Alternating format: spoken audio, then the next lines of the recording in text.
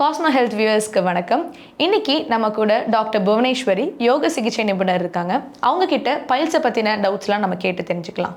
வணக்கம் மேம். வணக்கம்மா. ஸோ இப்போ இருக்கிற காலகட்டத்தில் பார்த்தீங்கன்னா பைல்ஸ் அப்படிங்கிற ஒரு விஷயம் வந்துட்டாலே உடல் ரீதியாக அது நம்மளை ரொம்பவே கஷ்டப்படுத்துது. ஸோ உட்கார்றது கூட கஷ்டப்படுறாங்க, அதனால நிறைய ப்ளீட் ஆகுது. ஸோ பைல்ஸ் அப்படிங்கிற ஒரு விஷயம் வெளியே சொல்கிறது கூட நிறைய பேர் சங்கடப்படுறாங்க. ஸோ இந்த மாதிரியான பைல்ஸை முத்திரை ஆசனங்கள் மூலயமா சரி செய்ய முடியுமா மேம்? முதல்ல பைல்ஸு அப்படிங்கிறது வந்துட்டா நீங்கள் சொல்கிற மாதிரி தயக்கப்படக்கூடாது, டாக்டர்கிட்ட போய் செக் பண்ணிக்கணும். ஒன்று, ஏன் பைல்ஸ் எதனால் வருது நமக்கு அப்படிங்கிறத முதல்ல யோசிக்கணும். இப்போ பைல்ஸ் வரும்போது இதுக்கு ரெண்டு விதமான மெத்தட் இருக்குது. இது அதாவது ஃபஸ்ட்டு கன்சர்வேட்டிவ் மேனேஜ்மெண்ட்டுன்னு சொல்லுவோம். அதாவது என்னென்னா நம்ம கை வைத்தியமாக சில விஷயங்கள்லாம் பண்ணி அதை சரி பண்ணுறது அப்படின்ட்டு. அதுக்கப்புறம் சர்ஜிக்கல் மேனேஜ்மெண்ட்டுன்னு இருக்குது. சர்ஜிக்கல் மேனேஜ்மெண்ட்டுங்கிறது டாக்டர்கிட்ட போய் அது சர்ஜரி பண்ணால் தான் சரியாகும் அப்படிங்கிறது ரொம்ப அது ஒரு அட்வான்ஸ் லெவல். சர்ஜரிங்கிறது அடுத்தது.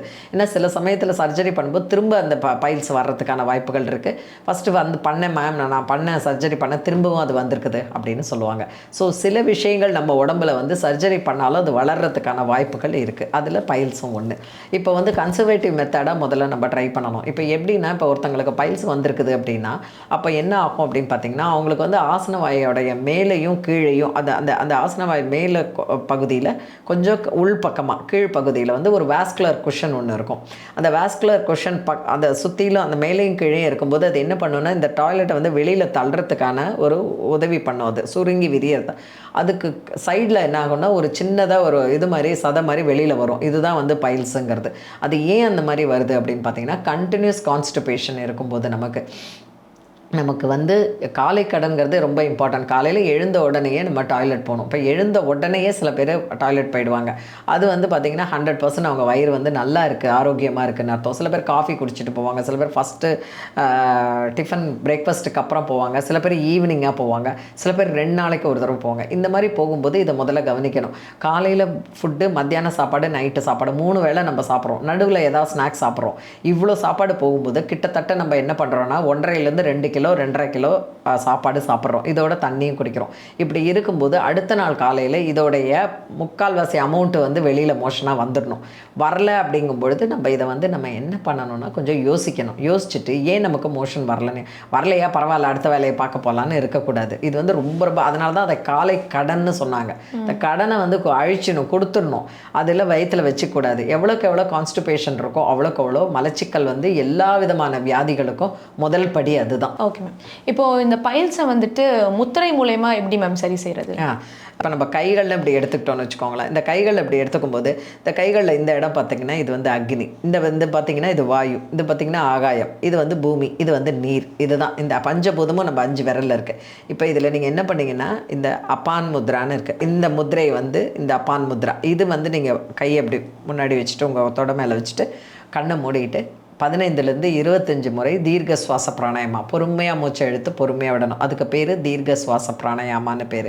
தீர்க்கமாக மூச்சை இழுத்து விடுறது. இந்த முதிரை இப்படி இருக்கணும். இது இந்த மாதிரி வச்சுட்டு நீங்கள் இருந்தீங்கன்னா அந்த பைல்ஸ் கொஞ்சம் குறையறதுக்கான வாய்ப்புகள் இருக்குது. அடுத்தது பார்த்திங்கன்னா, உங்களோட கைகளை 2 கைகளையும் இப்படி எல்லா விரல்களையும் இப்படி கோத்துக்கிட்டு இந்த கைகளால் இந்த இடத்துல ஒரு ப்ரெஷர் கொடுக்கணும். இந்த ப்ரெஷர் கொடுக்கணும். இதுக்கு பேர் சகஜசதி யோகா முத்ரான்னு பேர். இதுக்கு பேர். ஸோ இப்படி கையை வச்சுட்டு நல்லா இந்த இடத்துல ப்ரெஷர் கொடுக்கணும். இதை இப்படி முன்னாடி வச்சுட்டு நல்ல மூச்சை பொறுமையாக இழுத்து பொறுமையாக விடணும். 15 25 முறை நீங்கள் இந்த முயற்சி பண்ணிங்கன்னா அதுக்கான ஒரு இந்த சேஞ்சு தெரியும். அடுத்தது அஸ்வினி முத்ரான்னு இருக்குது. அஸ்வினி முத்ராவை நம்ம செஞ்சு காமிக்க முடியாது. அது ஆசனவாயை சுருக்கி எடுத்து அது பண்ணுறது அது நேரில் தான் சொல்லிக் கொடுக்கணும். அந்த முத்ராவுக்கு தான் அதீதமான பலன் உண்டு. அஸ்வினி முத்ராவுக்கு இது முத்ராவை பொறுத்த வரைக்கும். ஆசனங்களும் இதில் நிறைய இருக்குது. ஓகே, என்ன மாதிரியான ஆசனங்கள்லாம் நம்ம செஞ்சோம்னா இதை நம்ம குறைக்கலாமா? அதாவது இதுக்கு பைல்ஸுக்கு ரொம்ப இம்பார்ட்டண்ட் ஆசனம் தான். ஆசனமும் மூச்சு பயிற்சியும் தான். எவ்வளோக்கு எவ்வளோ மூச்சு பயிற்சியும் ஆசனங்களும் யோகாவில் யோகா அபியாசம் அப்படின்னு நம்ம சொல்கிறோம் இல்லையா, யோகா சப்ஜெக்ட்னு சொல்கிறோம் இல்லையா. அதில் அஷ்டாங்க யோகா இருக்குது. அந்த அஷ்டாங்க யோகாவில் பார்த்திங்கன்னா இம்பார்ட்டண்ட்டாக, அதாவது நம்ம உடம்புல வரக்கூடிய பிரச்சனைகளை சரி செய்யறதுக்கான அல்லது குறைப்பதற்கான அல்லது டோட்டலாக அதை எடுத்து அந்த வலியவே குறைக்கிறதுக்கான எல்லா விதமான முயற்சிகளும் எதில் இருக்குதுன்னு பார்த்திங்கன்னா பிரதானமாக இருக்கிறது ஆசனங்கள் தான். எவ்வளோக்கு எவ்வளோ நீங்கள் யோகா ஆசனங்கள் பண்ணுறீங்களோ அவ்வளோக்கு அவ்வளோ நல்லது. நீங்கள் உங்களுக்கு தெரிஞ்ச ஆசனம் பண்ணுறது, இல்லை புக்கை பார்த்து பண்ணுறது, இல்லை இந்த டிவியை பார்த்து பண்ணுறது, இல்லை யாரோ ஒருத்தங்க சொல்லி பண்ணுறது, அதை விட நீங்கள் சரியாக ஒரு யோகா டீச்சர்கிட்ட, அதுவும் யோக சிகிச்சை நிபுணராக இருக்கணும், அவங்க யோகா தெரப்பியூட்டிக் ஸ்பெஷலிஸ்ட்டாக இருக்கணும், இல்லை தெரப்பிஸ்ட்டாக இருக்கணும். அவங்கக்கிட்ட போய் உங்களோட பிரச்சனைகளை சொன்னீங்கன்னா அவங்க உங்கள் உடம்பினுடைய ஃப்ளெக்சிபிலிட்டி, உங்களோட வயசு, நீங்கள் வேலை பார்க்குற திறன், நீங்கள் என்ன மாதிரியான லைஃப் ஸ்டைலில் இருக்கீங்க, உங்களோட பாடியினுடைய டெக்ஸ்சர் என்ன, இது எல்லாத்தையும் பார்த்துட்டு அதுக்கு தகுந்த மாதிரி உங்கள் பிரச்சனைகளை சரி செய்கிறதுக்கான ஆசனங்களை சொல்லி தருவாங்க. இப்போ பொதுவாக ஒரு அவேர்னஸ் க்ரியேட் பண்ணுறதுக்கு நான் சொல்கிறேன், இதுக்கான இந்த பைல்ஸுக்கான ஆசனங்கள் என்னென்ன இருக்குதுன்னு சொன்னால் மல ஆசனம். மல ஆசனாங்கிறது ரொம்ப ரொம்ப இம்பார்ட்டண்ட்டு. இதை வந்து டெய்லி பண்ணாலே ஒரு 20லேருந்து 25 நாள் பண்ணாலே அதுக்கான பலன் வந்து ஈஸியாக தெரியும். ஒரு 3 நாள் பண்ணாலே அதுக்கான பலன் தெரியும். ஸோ காலை வந்து குத்துக்கால் இட்டு உட்காந்துக்கிறது. உதாரணத்துக்கு சொன்னிங்கன்னா நம்ம வீட்டில் வந்து முன்னாடியெல்லாம் இந்தியன் டாய்லெட் இருந்தது, இப்போ வெஸ்டர்ன் டாய்லெட் வந்துடுச்சு. இந்தியன் டாய்லெட் தான் best toilet for constipation and piles. So அதாவது வீடுங்க நீங்கள் இப்போ கட்டுறீங்க அப்படின்னா ஒரு இந்தியன் டாய்லெட் ஒரு வெஸ்டர்ன் டாய்லெட் எப்போவுமே வச்சுக்கிறது நல்லது. இந்தியன் டாய்லெட்டில் உட்காரும் பொழுது என்ன ஆகும் அப்படின்னு பார்த்தீங்கன்னா, உங்களுடைய 2 பக்கம் மலக்குடலுக்கு முன்னாடி இருக்கக்கூடிய சதைகளுக்கு வந்து நம்ம ஒரு சின்ன ப்ரெஷர் கொடுக்குறோம். தொடைப்பகுதி வந்து மேலே வந்து அழுத்தும் பொழுது என்ன ஆகுது அப்படின்னு பார்த்தீங்கன்னா, உள்ளே இருக்கக்கூடிய அந்த டாக்ஸின்ஸ் எல்லாம் எல்லாமே வெளியில் வந்துடுது, மலம் எல்லாம் அத்தனையும் வெளியில் போயிடும். ஸோ இந்த ஆசனமே அது மாதிரி தான். அதனால தான் அதுக்கு பேரே மல ஆசனா அப்படின்னு பேர். காலை 2 காலையும் இந்தியன் டாய்லெட்டில் உட்கார மாதிரி குத்துக்காலிட்டு உட்காந்துக்கிட்டு கைகளை இப்படி வச்சுட்டு இந்த இடம் வந்து உங்களுடைய தொடையை ஓப்பன் பண்ணிக்கணும், இந்த எல்போ வந்து இந்த பக்கம் தொடையை ஓப்பன் பண்ணிக்கணும். அப்படி உட்காந்துட்டு இந்தியன் டாய்லெட்டில் உட்காந்துருக்கிற மாதிரி தரையில் நீங்கள் உட்காரணும்.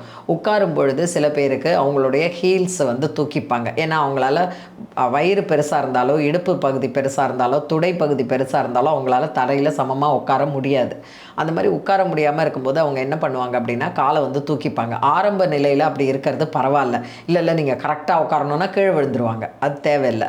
ஹீல்ஸ் அப்படி தூக்கிட்டு கொஞ்சம் நாள் உட்காரலாம். உட்கார என்ன ஆகும்னா அந்த கீழே வந்து அந்த ஹீல்ஸ் படிய ஆரம்பிக்கும். ஸோ அந்த மொத்தமாக நீங்கள் காலை கீழே வச்சு கை அப்படி வச்சுட்டு பண்ணுறது, இது இப்படி பண்ணாலே போதும். இது வந்து நல்ல வந்து அந்த வயிற்றுக்கு ப்ரெஷர் வந்து அது வெளியில் வந்துடும்.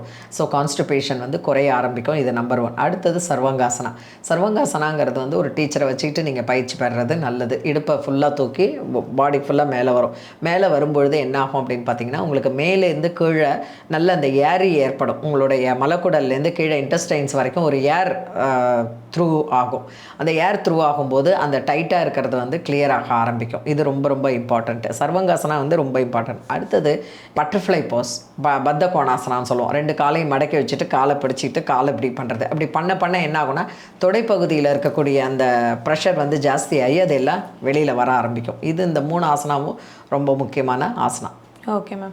முத்திரைகள் மற்றும் ஆசனங்கள் சொன்னீங்க. இப்போது வந்துட்டு பைல்ஸோட ஸ்டார்டிங் சிம்டம் அப்படின்னா கான்ஸ்டிபேஷன் தான் சொல்கிறீங்க. ஸோ அந்த கான்ஸ்டிபேஷனை நம்ம உணவு முறையமாக தவிர்க்கிறதுக்கு, இல்லை என்னென்ன உணவெல்லாம் நம்ம சாப்பிட்டோம்னா கான்ஸ்டிபேஷன் வராமல் இருக்கிறதுக்கு நம்ம தடுக்கலாம்? நல்ல கேள்விமா.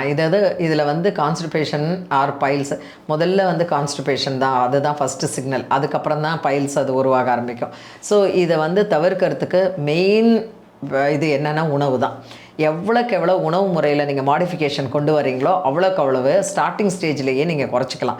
இப்போ சில பேர் எங்கள்கிட்ட வருவாங்க, இந்த மாதிரி மேம் எனக்கு வந்து 2 நாளைக்கு ஒரு தடவை தான் போகும்போது ரொம்ப கஷ்டப்பட்டு போகிறோம் அப்படின்னா அவங்களுக்கு தேவையான ஆசனா, அதே சமயத்தில் மூச்சு பயிற்சி, அவங்க உடம்பு வந்து வாதா பித்தா கஃபா, அந்த வாதா பித்தா கஃபாவில் வந்து அவங்க என்ன மாதிரியான டைப்புன்னு பார்த்து அதுக்கு தகுந்த மாதிரி உணவு முறை ஸ்டைலில் நான் கொடுப்பேன். இந்த மாதிரி சாப்பிடுங்கன்ட்டு வித்தின் 1 வீக்லேயே அவங்களுக்கு அந்த ப்ராப்ளம் சால்வ் ஆகிடும். ஆனால் 1 வீக்கில் சால்வ் ஆகிடுச்சுங்கிறதுக்காக அவங்க உடனே அந்த இதை மாற்றக்கூடாது. அட்லீஸ்ட்டு அந்த உணவு முறையை அவங்க பழக்கத்தில் வச்சுக்கணும். ஏன்னா அவங்க உடம்புல வந்து அதீதமாக சூடு ஜாஸ்தி ஆகிறதுனால இந்த மாதிரி வருது. மூளைச்சூடுன்னு சொல்லுவோம். அதாவது ஒரே இடத்துலையே 8 மணி நேரம் 9 மணி நேரம் உட்காந்துருக்கிறது சேரில், அந்த மாதிரி உட்காந்துருக்கும் போது சூடு ஜாஸ்தி ஆகும். ஸோ இவங்க என்ன மாதிரியான உணவு முறை எடுத்துக்கணும் பார்த்திங்கன்னா, கான்ஸ்டிபேஷன் யாருக்கெல்லாம் இருக்கோ நீர்ச்சத்து அதிகமுள்ள காய்கறிகள் எடுத்துக்கணும், நீர்ச்சத்து அதிகமுள்ள பழங்கள் எடுத்துக்கணும். எது நீர்ச்சத்து காய்கறி, எது நீர்ச்சத்து பழம் அப்படின்னு பார்த்தீங்கன்னா, எந்த பழத்தை எந்த காய்கறியை கட் பண்ணுறீங்களா, கட் பண்ணோன்னே முத்தாக தண்ணி வரும் அந்த காயை கட் பண்ணும்போதே, அதுதான் நீர்ச்சத்து அதிகமுள்ள காய்கறிகள். உதாரணத்துக்கு நீங்கள் பூசணிக்காய் எடுத்துக்கலாம், பரங்கிக்காய் எடுத்துக்கலாம், குக்கும்பர் எடுத்துக்கலாம், அதே மாதிரி கோவக்காய் எடுத்துக்கலாம், சவுச்சவ் எடுத்துக்கலாம், இது எல்லாமே வந்து நீர்ச்சத்து அதிகமுள்ள காய்கறிகள். ஸோ இவங்க அந்த கான்ஸ்டிபேஷன் இருக்கிறவங்க ரெகுலராக சாலட் எடுத்துக்கணும். ரெகுலராக சாலட் எடுத்துக்கும் போது இதில் நார்ச்சத்து அதிகமாக இருக்கும். கீரை நிறைய எடுத்துக்கணும். பேரிச்சம்பழம் சாப்பிடணும். அதே மாதிரி நைட்டு படுக்க போகிறதுக்கு முன்னாடி நீங்கள் என்ன பண்ணணும்னா ஒரு 10லேருந்து 15 காஞ்ச திராட்சையை தண்ணியில் ஊற வச்சுட்டு மறுநாள் காலையில் எந்திரிச்ச உடனே அந்த தண்ணியை குடிச்சிட்டு அந்த திராட்சையை மென்று தின்னுடணும். அது தின்னுட்ட உடனேயே அதுக்கப்புறம் ஒரு 2 டம்ளர் சூடாக தண்ணி குடிக்கணும். ஒரு 15 நிமிஷம் கேப்பில் 2 டம்ளர் சூடாக தண்ணி குடிக்கணும். குடிச்சிங்கனாலே உடனே மோஷன் வரதுக்கான வாய்ப்பு இருக்குது. அதே மாதிரி பார்த்திங்கன்னா உணவு முறையில் நீர்ச்சத்து அதிகமுள்ள காய்கறிகள் எடுத்துக்கணும்.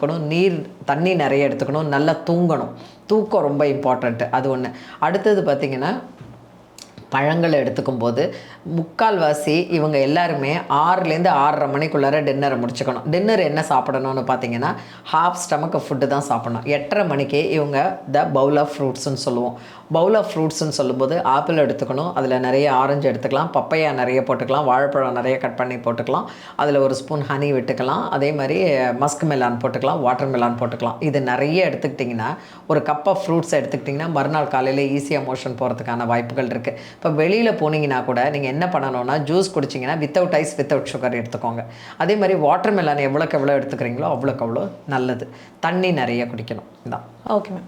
வெஜிடபிள்ஸில் இப்போ வந்துட்டு நீர் காய்கறிகள்லாம் நிறையா எடுத்துக்கலாம்னு சொன்னீங்க. இப்போ இதை தவிர்த்து வேறு என்ன வெஜிடபிள்ஸ்லாம் நம்ம சேர்த்துக்கலாம் மேம்? கருணக்கிழங்குமா. கருணக்கிழங்கு வந்து பைல்ஸ்க்கு வந்து ரொம்ப ரொம்ப இம்பார்ட்டண்ட்டான ஒரு வெஜிடபிள். என்னென்னா மசியல் பண்ணி சாப்பிட்லாம். ஆனால் நிறைய அதில் ஆயில் போட்டு சாப்பிடாம கருணக்கிழங்கு மசியல், கருணக்கிழங்கு கூட்டு அந்த மாதிரி பண்ணி சாப்பிடலாம். கூட்டு எப்படி பண்ணுறது அப்படின்னு எல்லோரும் யோசிப்பாங்க. கருணக்கிழங்கை வேக வச்சுட்டு அதோட பச்சை பயிரை சேர்ந்து கூட்டு மாதிரி பண்ணி தேங்காய் ஜீரகம் அரைச்சி விட்டு அந்த கூட்டு மாதிரி சாப்பிட்லாம். ஸோ கருணக்கிழங்கு இல்லை சில பேர் காரக்குழம்புல போட்டு சாப்பிடுவாங்க. வாட் எவர் இட் இஸ், கருணக்கிழங்கு மசியல் இஸ் ஆல்வேஸ் இம்பார்ட்டண்ட். அது சாதத்தில் போட்டு பிசைஞ்சு சாப்பிட்றது ரொம்ப நல்லது. ஸோ கருணக்கிழங்கு வந்து ஒரு பிரதான ஒரு இடத்த வகிக்குது இந்த பைல்ஸ் ப்ராப்ளத்துக்கு.